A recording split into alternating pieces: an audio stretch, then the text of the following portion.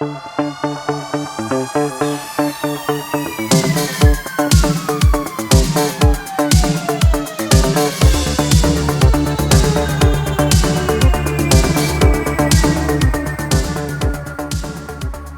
back, everybody, to another episode of the Glass Cage podcast. I'm JH. And I'm George. And we've got Jack. So we've got Jack with us today. But before we dive into why Jack's here, we're just a nod to our sponsor, Serafin Machinery.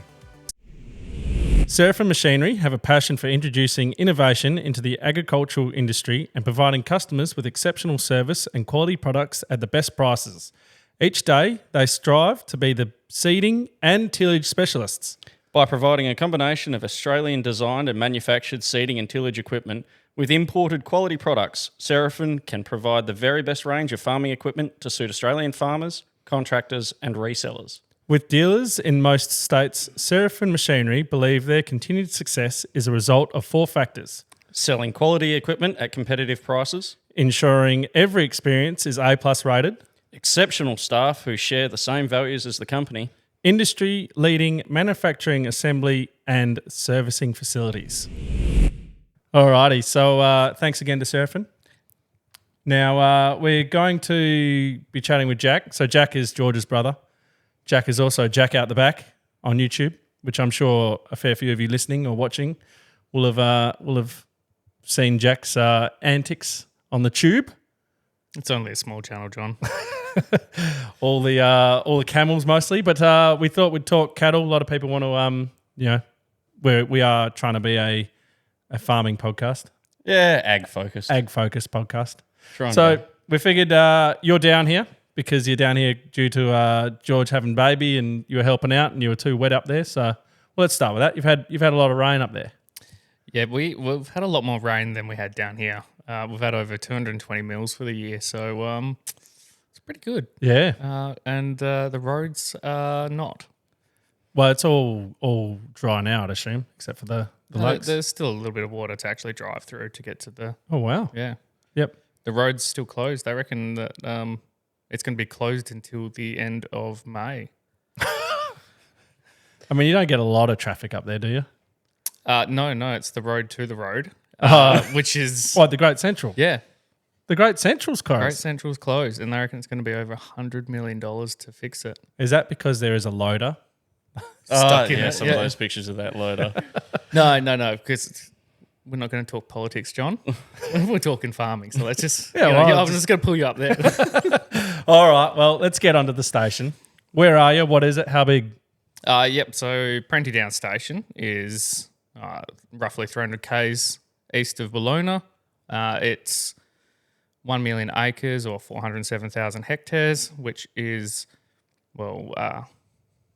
it's actually twice the size of LA, like Los Angeles itself. So it's about 43,000 bananas across. Yeah. Well, I was trying to work it out. Like, if your audience, it's 2.5 Sydneys. Yeah. Okay. Yeah. It's also 6 Singapores, 1.3 Luxembourgs. Right. You've just adopted the... Yeah, I thought that we had it bad when we just had an imperial and metric system. Yeah. When you start measuring things. City-wise, yeah. All right, so how many head of cattle up there on that sort of land? Yes. As a rough estimate. Yes. Well, you took the words right out of my mouth. No, so we're currently overstocked. We are able to run around 3,003. Very specific numbers there. But the last 2 seasons have been incredibly good and not so good down here. So we carried over a few more of the livestock up there. So we're sitting around 4,000 head. Yeah, okay. Pretty roomy. Yeah, it is. It is quite spacious between. It's not what you'd typically think of. It's like cattle farm for people who don't know what a cattle station is. Yeah. Yeah, I don't know anyone who would be listening to this that wouldn't know what a cattle station is. They're fairly well known in Australia. Yeah. It's probably the biggest thing people think of. Outback, Akubras. Yeah. Although I have to admit, this hat is pretty nice to wear. Good nod to the sponsor. Yeah. I'll accept trying out one of their seeders up there. You're not allowed. Pastoral lease. No, we're not. This is some of the problems we have. So we're not doing political. Let's get into the dynamic. So you guys have got Clare Downs down here. You've got the station up there. What's that? Why? How? There's synergies between the two, being that if you've got a property in the south, like here, we can grow lots of hay, lots of silage, pastures generally can be quite well established. Then bring the cattle down out of the desert, fatten them up, and then sell them. So they work in really well together, having both properties. Do you sell any cattle direct from the station, or does it mostly all come down here to go to the feedlot? No, we do sell some cattle direct, and that'll be when they're at the higher weight class or the quality's good.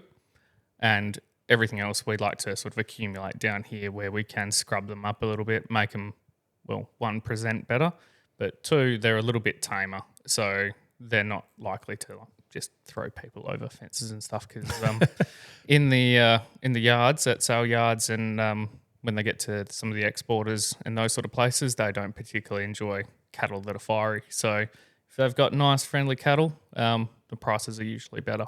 Yeah, yep. Now, on that, you guys don't do traditional stationing because you guys implemented the self-trapping yards up there. Yeah. So when I say traditional, I more mean a muster. Like helicopter, motorbikes, yahooing around. Utes. Yeah. No, we're low stress. We just like to take it calm and be nice to the animals.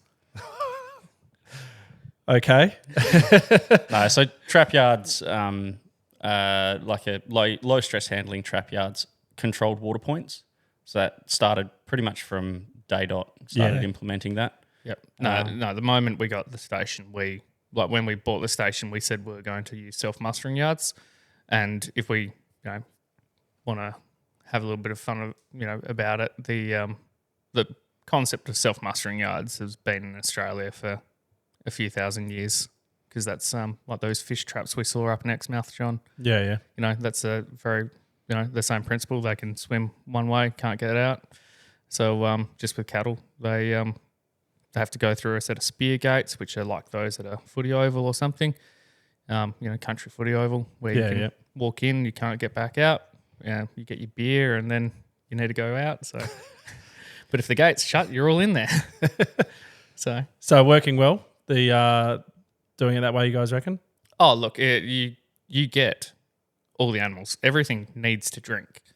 So you get all those wild ones, which traditionally, when you're running around on a bike and a buggy or rocking a helicopter, they just go, no, it's too hard, basket. Just leave him. It's only one animal. It's not worth the time. Yep. Whereas he gets thirsty, he goes in the yards, and if we disagree with his attitude or want to, he can go on the truck. He is in the too hard basket. Well, let's talk the tech side of things up there. I guess first implementing tech into the cattle. Do you guys have any, I don't know, do you do RFID tags up there? Yeah, all of our livestock have RFID tags. Okay, I got it around the wrong way, but yep. It's mandatory to have the... Yeah, I saw that's coming in with sheep as well, isn't it? Yeah, don't. Yeah, let's not talk about how they've been able to get away with it for so long. Barnaby. Yeah. So the cattle have had to have them for a number of years. So all of ours have got RFID tags tracking, so we can track the animal when they come through here. You can get like the tracking of the weight gains.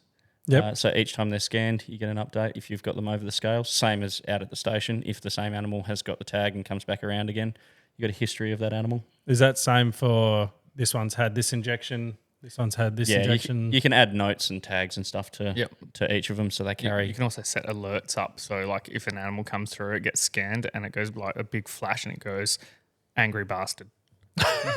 Like stay away. Yeah, some of them, and it's like you put notes in there like will kick. Yeah. So you can work out. This is a silly question. Is that coming up on like a iPad held thing that you're scanning, or is that going to a computer that you're then reading? It's a big screen, like a Gallagher TWS 5. Yep. So it's a true way system, which is up to 5 traits. So it's got all the life data. So on that screen, you can have all your alerts and things show up on it. So yeah, it goes to that, and you can synchronize these things to like your iPad where you're using AgriWeb. Yeah, okay. So, yeah, no, I just wasn't sure if it was like the RFDI, whatever it is. It's not the right phone. That is, I'm not sure if it's like RFDS. your iPhone and you just bing and then it's, well, there it is. It's on your phone. You can sort of set thing. it up where the scanner, like, so we've got 2 types of scanner. You've got the handheld one, and then you've also got the panel reader. So That just as they walk past it, instead of getting the little laser gun and like trying to find the, find the spot. Yep. So, well, then let's It go on to vibrates as well when you get there. let's go on to something that you're probably pretty well known for up there, and that's turning the station into a Wi-Fi haven. Yeah, no, that's what we're famous for on Jack Out the Back is the technology. Yeah, not off the YouTube, off in the wider world, yeah. Yeah. So no, we're featured on the ABC program Landline, several articles in the paper, and that sort of stuff. So let's start with basics. What is it? Like it's Wi-Fi access at a water point. So the station, there's no mobile phone signal. No, it's not like here where we can send reels and Snapchats to each other while we're on auto steer. There's nothing out there. It's only satellite communication, or what I've put there, which is a complex network of repeaters and final points where I've got Wi-Fi shooting around 100 Ks. So when you get to one of the water points, you can check your messages and then you can send your Snapchats. So 100 Ks is your longest point to point. Well, longest distance from where the Wi-Fi starts. Yeah. Yep. So like there's points where you'd be driving 2 hours to get there, or you can I can pull up on my phone now and just have a look. Yep. So no, that's really, it's a big network, like in an office block, effectively. Yeah. But we don't use cables everywhere. We do it via Wi-Fi. Yes. And I suppose it helps that the station is so flat, but then you've got those. I'm going to butcher. What's the rock formation? The tabletops. Yeah. Yeah. So you've got them that you can then obviously get your height to go elsewhere. Yeah, leverage those, like that altitude to be able to launch further. So, yeah, no, it is pretty good. Like, it's a good property to be able to start testing this stuff out, because initially it was unknown if it would work. No one could say, yes, this will work. So, yeah, started having a crack at it in around 2019 and went, sweet, this is fun. And leveraged the National Broadband Network to, because we had Sky Muster. We, yes. yeah, we got that so you could still send a WhatsApp from somewhere out there. And then with the introduction of Starlink, see John's referral code. Once we got to Starlink, we started having faster internet out at our water points. And then the other thing that I show on my YouTube all the time is hacking Starlink units, like just cutting them open and how to utilize them and use them. Turn them into like a Green Star, a Starfire unit, whack it up on the roof, and you've got internet everywhere. Yep. I guess the whole concept, like the end game, is to have smart water points. So to have opening gates, closing gates remotely. So what we want to get with robots out in the paddock here, try and do as much remote access stuff. Yeah, and it wasn't to get Wi-Fi for Snapchat out at the water points. It was to put cameras out there so we could see who and what's using the water. Yeah. And demonstrate, once you've got the internet there, we can start playing with all the IoT side of things. So I guess future, are you wanting it to be Angry Bull's walking in, Angry Bull gets tagged, he comes, gets water on this day, sort of thing? Or what's the end point for that? Well, ideally, we want to set up like low cost self-drafting. So you can have, cow walks in with a calf or, a weaner, and it goes, oh yeah, well that one hasn't been tagged. Let's put it over there to get tagged. And then you go out and you perform the action. You put the tag in it, so then they've got the history. Yep. And you can start seeing the, daily weight gains on the animals. You can start to look at the forecast and see what the season's looking like, and then you can pick the optimum time to pull the animals off. So you maximise the feed on the station before you bring them down here. So you're just looking for those extra efficiencies. But then really to take it the full length, you want to have it where you've got machine learning. So we don't have to try and work that out. We've got that historical pattern. And Yes, yeah. yeah, you let the AI do it. So when you say tracking the weights, you like in the future, you'd like to have scales like at every single water point? Yeah, and at the moment, it like the barrier to entry is the cost. Of it. Well, how many Although- water points do you have over your whole thing? Yeah, 38. 38. Yeah. And so to put a Wi-Fi at each point, it's around $4,000, which is still cheaper than putting out a farm bot unit, because a farm bot Yes, yeah. unit only tells you, oh, this is how full your tank is 4 times a day, and it costs you more than $1 a day. Yep. Whereas our unit, it's, we build and maintain the network. We control all our own data. It doesn't mean we have to worry about a subscription or anything. We have it ourselves. Yeah. Well, you should mention it's just cameras, isn't it? Like we say remote monitoring, but it's It's cameras. it's cameras. And you've on a few of the points, you've got remote actuators to... Control gates, yeah. Yeah. But the cameras for a water monitor, so you can either have you can see... you can just have literally a stick, a probe. Yep. Camera tells you that, and you can see the condition of the water, but you can also see if it's been drunk or if it's spilling and leaking, Yeah. instead of just a sensor saying, tank's 3/4. But also lets you see all those other things that you wouldn't see if you were, traditionally driving around. Like, you see the stuff that's coming in at night. You see all the dogs. You see the camels. Yep. All of this sort of stuff. So you can work out where you need to go to control things. This Yes. is somewhere where we've got camels. Let's just fly in, pop them, see you later. And this is where we've got dogs.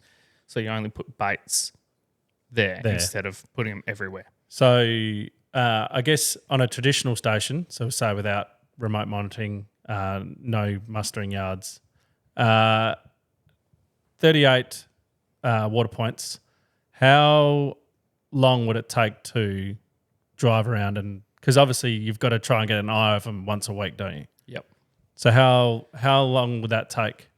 Well, it was said, and I'd done it on Prenti as well before we, started going further and further. But to do it in 2.5 days is effectively you're driving past it, throwing a rock at the tank to hear it, and seeing if there's a splash in the trough.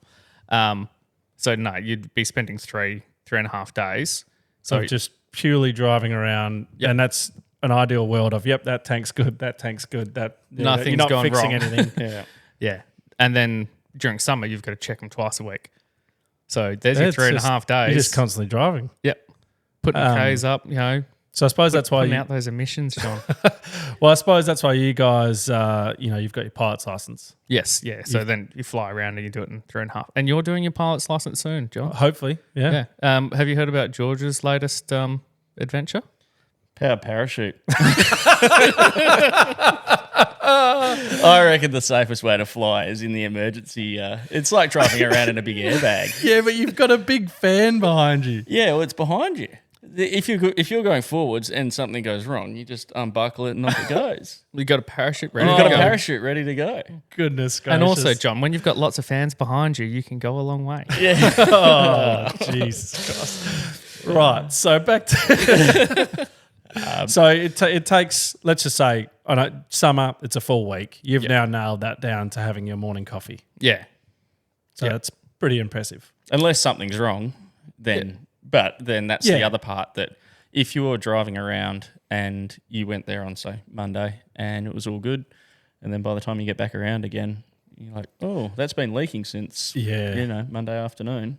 You've got a better chance of seeing troublesome areas and being able to pick them up and fix them. Yeah. Just a random question. How often does a bore go dry? Because you guys have got like unlimited water up there. Yeah. There's a couple of water points that are not as reliable as others. So we've got different pumps down them to increase the reliability. But yeah, there's a lot of water. Like if we had the water here, down here at Cascade. Oh, you'd nearly be irrigating. Oh, you would. Yeah. Like the water that we have up at the station, it's irrigation potential. It's, nigh on rainwater, the quality. And the quantity is ridiculous that we've got there. It's stupid. So I've got a nice grain garden. Yes. Yeah. Yeah. Yeah. No, it's well, when I went up there and visited you guys, and I think I kicked the hose because Tim was off doing something else, and he was watering or whatever it was. I kicked the hose and goes, "Oh, yeah, I sort of forgot that you guys do that." He just let it run because obviously, you've got so much water up there, which is crazy because it's a station. Like you think It's in the desert. It's desert. I mean, just to get an idea, guys, point to the middle of where you think WA is on the border, and that's Jack. Like, No. When you see a map of Australia and you see Western Australia, go to LIA. Yeah, smack bang. yeah. You really are the middle of nowhere. Well, is WA nowhere, John? That's a little bit that's a bit degrading of the entire state. Well, if you ask Not anyone really, from mate. New South Wales, then it is. They also forget about us except for the GST. So We're also the wider wild state. Yeah. but we're still waiting for our GST back, guys. Come on, Labor. Right. Let's move on. So, John, Yes, you've been to the station. I have been to the station. Now, something I see a lot of people asking for you to do on your channel is something you won't do on your channel, but what have you done up at the station, John? Well, I've gone to visit you guys.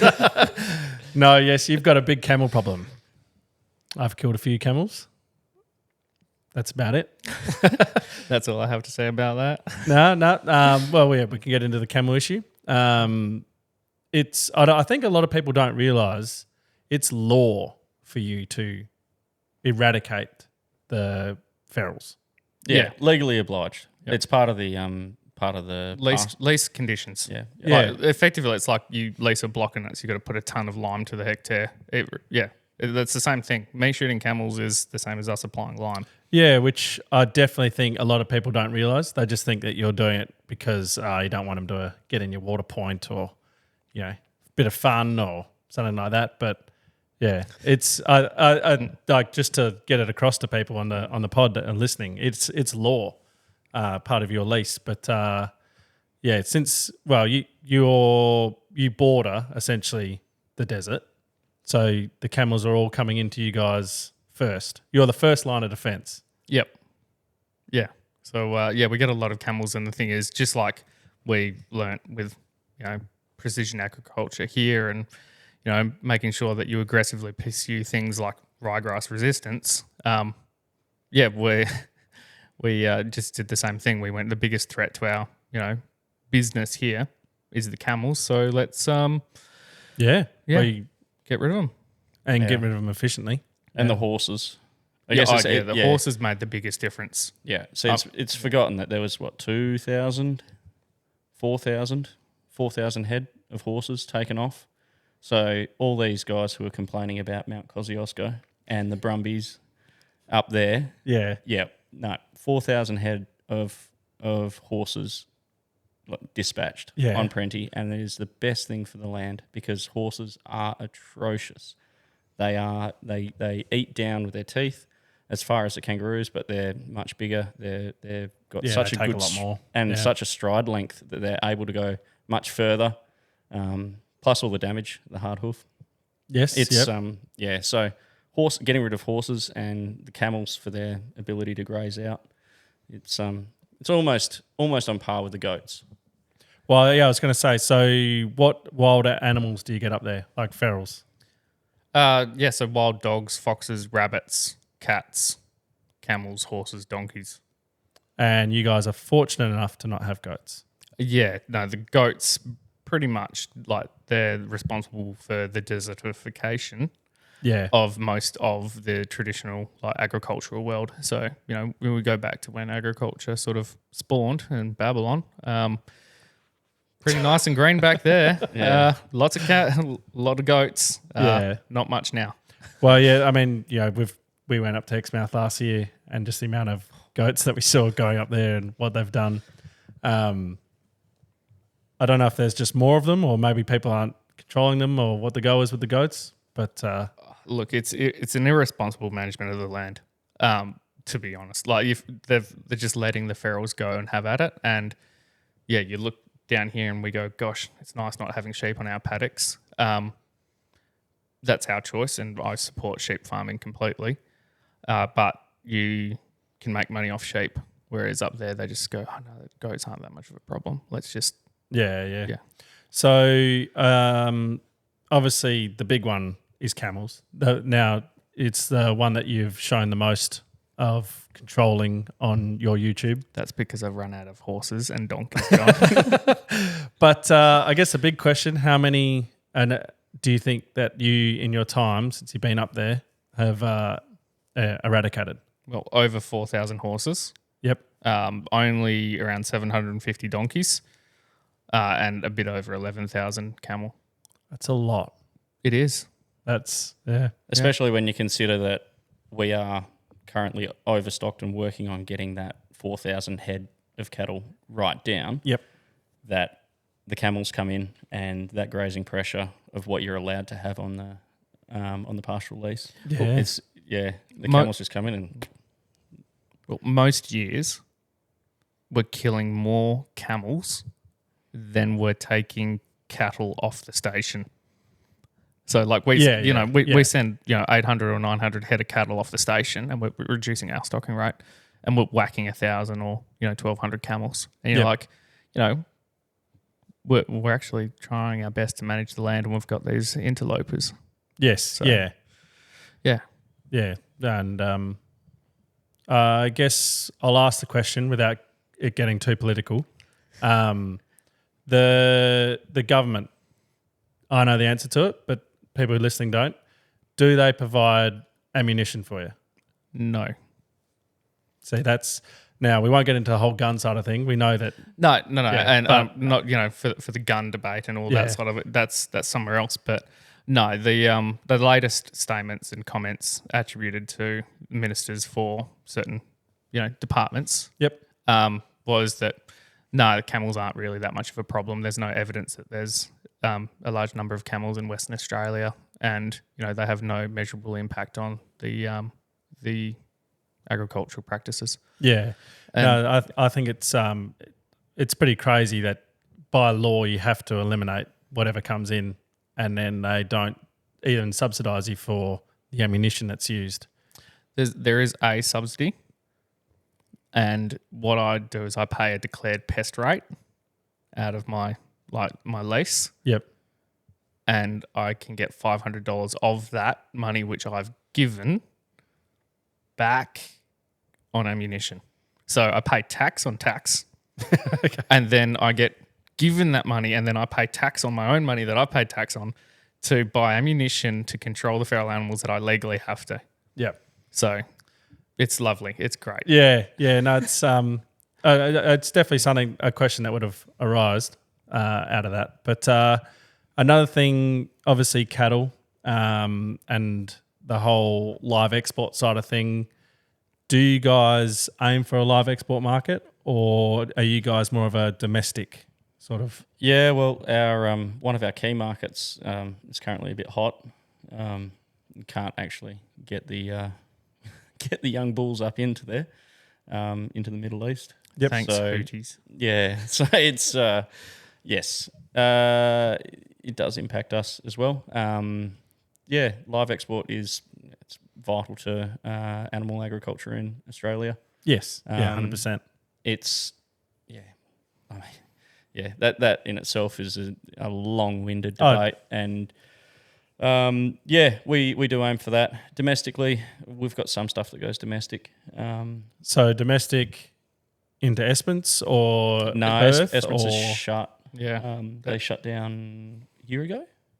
Over a a year year ago. ago. Yeah. But yeah, so unfortunately, it would be brilliant if someone took it up and opened it up again. But you can't because it smells too bad.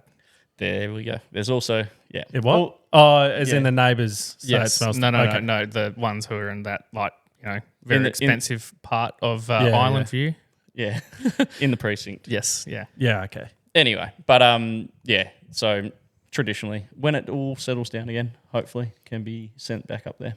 Yep.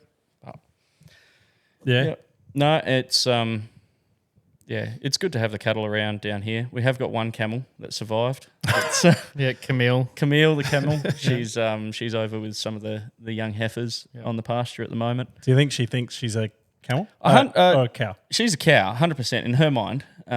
She's a cow.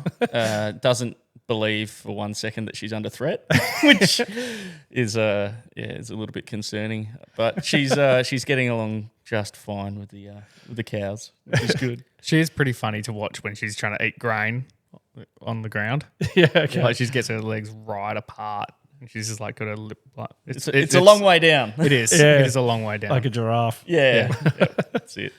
So, no, if you're thinking about it, John, the other thing that gets asked all the time about the camels is, can you eat them? Yes. Yep. So what do you guys do? Sausages. Backstrap sausages. Yeah, backstrap sausages. George's classic, Sudser and steak. Yep. Salty meat on the barbecue. Yeah. That's about A it. couple of exports. Yeah. They're again, everyone who watches Jack's YouTube and sees a lot of the comments will be familiar with how people are asking from the Middle East, a lot of them saying, why don't you send them up here? The barrier to exporting them is just distance. And how big they are. well, if they were to be sent out live, Well, to get them from the station to port, you can only do one deck. Yeah, or you'd have to process them up there. Yeah. But it's there's people trying very hard to get the industry up and going, but it's pretty difficult. Well, you think camels and you think Middle East, but we have got more. Yeah, Australia does everything pretty well. When it comes to breeding ferals, I think, or introduced species. Introduced species, Australia takes the lead. Takes the lead. You know, we got the cane toad, done that pretty well.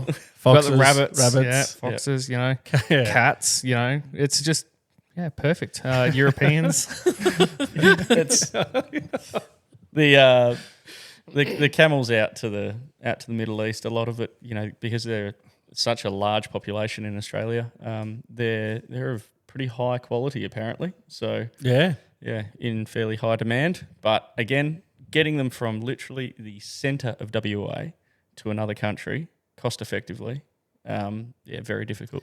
Well, that's mainly due to the lack of investment in the state infrastructure, George.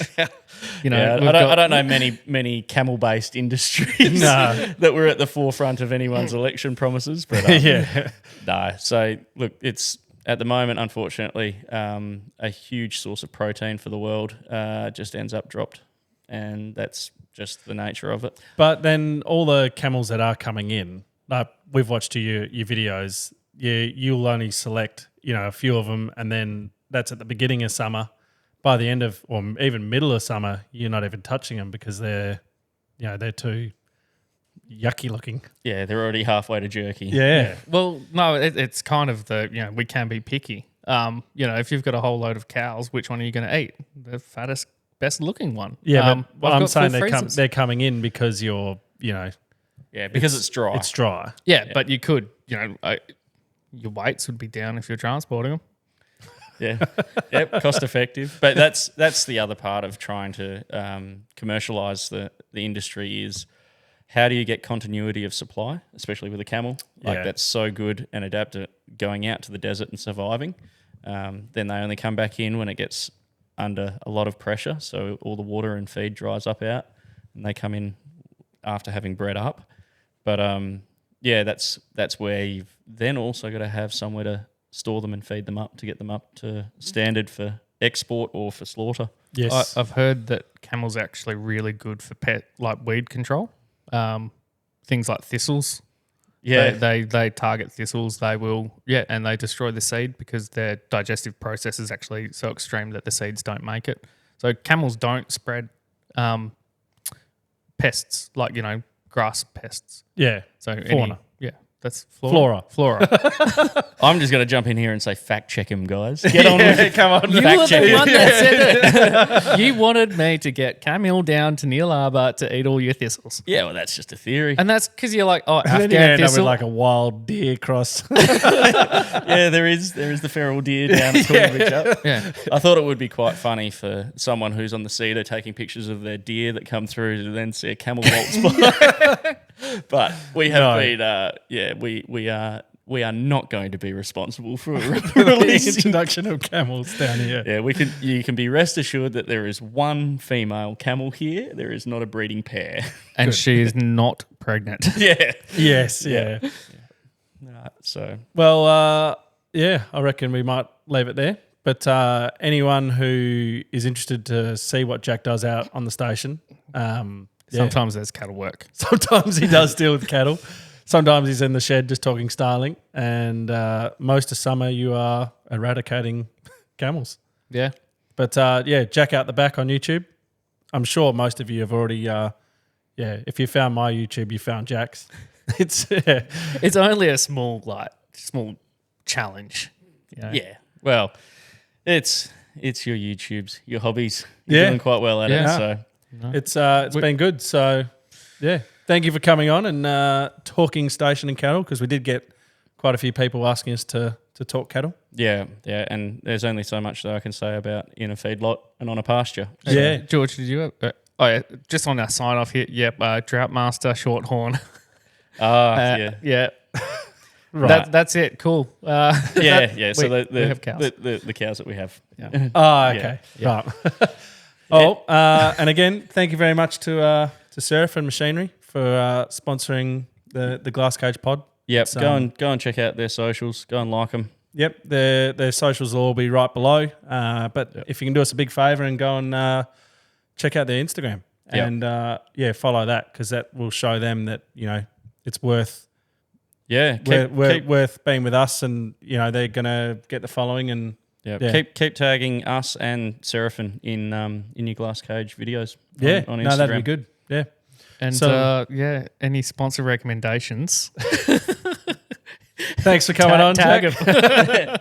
And we'll see you guys later. Cheers.